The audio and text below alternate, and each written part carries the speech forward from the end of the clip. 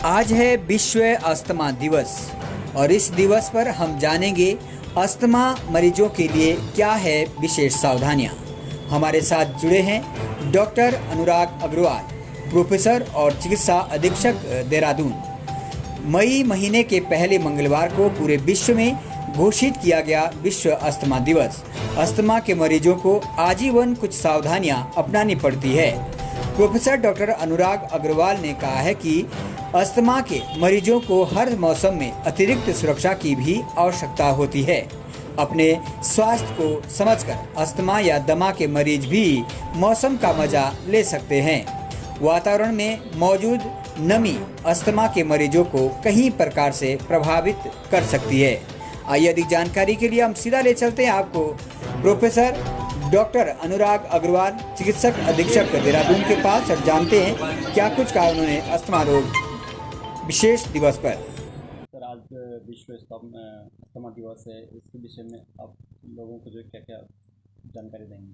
हाँ, देखिए, आज विश्व अस्थमा दिवस है जिसमें हम लोग ये इस तरह की बातें हम लोग याद करते हैं और क्या हम लोग क्या किया, क्या नई जानकारी हमारे पास है और हम क्या कर सकते हैं। तो ऐसे मैं बताना चाहूँगा कि अस्थमा एक ऐसी बीमारी है जो तेज़ी से बढ़ रही है। इसका मुख्य कारण पोल्यूशन और जो हमारा शहरीकरण बढ़ता जा रहा है, कंस्ट्रक्शन होता है, यहाँ काफ़ी धुआं होता है व्हीकल का, बिल्डिंग बनाने का, ये सब का धुआं और पोल्यूशन, इसकी वजह से अस्थमा धीरे धीरे बढ़ता जा रहा है। तो इस क्रम में मैं ये भी बोलना चाहूँगा कि अस्थमा को लेकर हम लोग बिल्कुल भी सजग नहीं है। इसमें ज़्यादातर लोग सोचते हैं कि खांसी या जुकाम अगर मुझे रह रहा है या सांस फूल रही है तो बच्चा या तो कमज़ोर है या तो जुकाम, चलो जुकाम खांसी हो गया, टेम्परेरी होगा।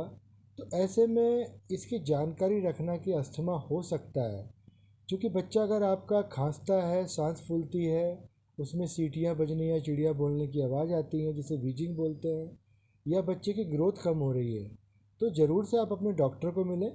और बड़े लोगों में भी अगर आपको जुकाम है या सांस फूलता है या चेस्ट में टाइटनेस रहती है और आपको भी काम करने का मन नहीं करता है और आपको लगता है कि खांसी बलगम कुछ, मैं जबकि बीड़ी सिगरेट भी नहीं पीता हूँ, बन रही है, तो ऐसे में ज़रूर से डॉक्टर को मिलाएं। तीसरा स्टेज इसमें आएगी कि अगर हम बड़ी उम्र के हैं और बीड़ी सिगरेट पीते हैं, अस्थमा फिर भी हो सकता है। उसमें दूसरी बीमारी COPD नाम की होती है जिसमें कि ये उसके जैसा ही बिहेव करता है। तो ऐसे में मेरी सभी से अपील है कि जिसको खांसी बलगम या सांस फूलना, चेस्ट में टाइटनेस रहना, इसके अलावा सीटियाँ बजना या चिड़िया बोलने की आवाज़ आना, और दूसरा ग्रोथ कम होना, तो ऐसे में ज़रूर से डॉक्टर को दिखाएं।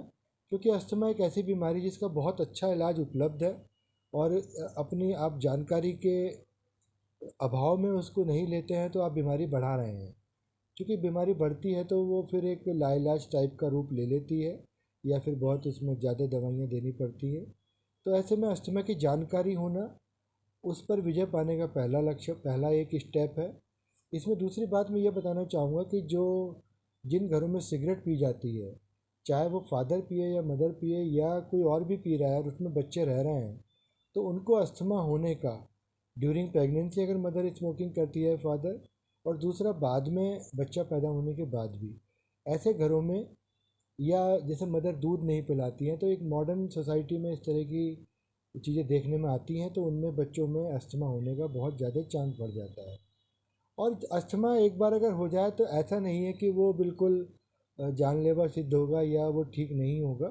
आप अपने डॉक्टर से मिलिए, इसके लिए छोटी सी जांचें होती हैं, और बहुत ही अच्छा आजकल इन्हेलर के तौर पर जो दवाइयाँ हैं वो बहुत ही कारगर होती हैं। इसमें एक भ्रम ये होता है बहुत लोगों की कि अगर हम इन्हेलर लेंगे तो क्या उसकी आदत पड़ जाएगी। ऐसा नहीं है। इन्हेलर के अंदर जो दवाई की मात्रा है वो माइक्रोग्राम में होती है, जबकि दवाइयों में ज़्यादातर मिलीग्राम में होती है, जो कि 1000 गुना मापक होता है उसका। तो ऐसे में इन्हेलर बहुत ही सेफ, वो जाकर सीधा फेफड़े के ऊपर काम करते हैं, तो उसके साइड इफ़ेक्ट भी बहुत कम है और ओवरऑल कॉस्ट भी उसकी अगर हम देखेंगे तो कम पड़ती है। और इसमें ये कहना चाहूँगा कि ये इन्हेलर हमारे अस्पतालों में, गवर्नमेंट हॉस्पिटल में सभी में निःशुल्क उपलब्ध हैं। इसके अलावा बाकी आप लोग के माध्यम से अगेन एक बार अपील करना चाहूँगा कि अगर कोई भी आपके घर में इस तरह का सदस्य है जो खांसता है, सांस फूलती है, ज़रूर से अपने डॉक्टर को दिखाएं। तभी हम लोग अस्थमा नाम की बीमारी से लड़ पाने में सक्षम होंगे। सर इसमें क्या क्या सावधानियाँ बरतनी चाहिए?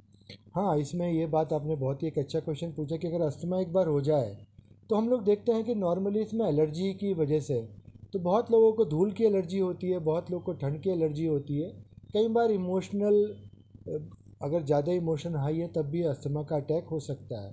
तो ऐसे में कुछ लोग कुत्ता या बिल्ली पालते हैं, वो जानवर दोनों एक बड़ा कारक हैं अस्थमा पैदा होना और अस्थमा को शरीर में बनाए रखने के लिए। तो ऐसे में आपको हो सकता है पेट बदलना पड़े या हटाना पड़े। इसके अलावा जो हम देखते हैं कि आजकल फोम वाले गद्दे चल पड़े हैं, और नॉर्मल गद्दे उनके अंदर भी डस्ट जमती जाती है, और डस्ट माइट मतलब जो उसमें एक कीड़े टाइप के होते हैं बहुत छोटे जो एलर्जी बना कर रखते हैं। इसी में अगर हम देखें तो पर्दे, सिंथेटिक पर्दों पर धूल कम जमती है, बाकी कॉटन के पर्दों पर धूल बहुत जमती है। तो वो भी कहीं ना कहीं धूल और उसके अंदर रहने वाले माइक्रोब्स, उनकी सबकी वजह से दमे का एक जो स्वरूप है बना रहता है। ऐसे में बहुत लोग डिओडोरेंट लगाते हैं आजकल, तो वो भी एक दमे को, अगर दमा है तो उसको बढ़ाने में उसके लिए नुकसानदायक सिद्ध होंगे। छौंक लगता है घरों में, तो ये कॉमन सी चीज़ें हैं जिसके बारे में हमें जानकारी होनी चाहिए। तो ऐसे में इन चीज़ों को अवॉइड करना पड़ेगा। आप गद्दे हैं, कारपेट हैं, पर्दे हैं, इनको वैक्यूम क्लीन कर सकते हैं, या फिर बिना झाड़े गीला पोछा लगा सकते हैं ज़मीन पर, आप उसमें धूल ना उड़े।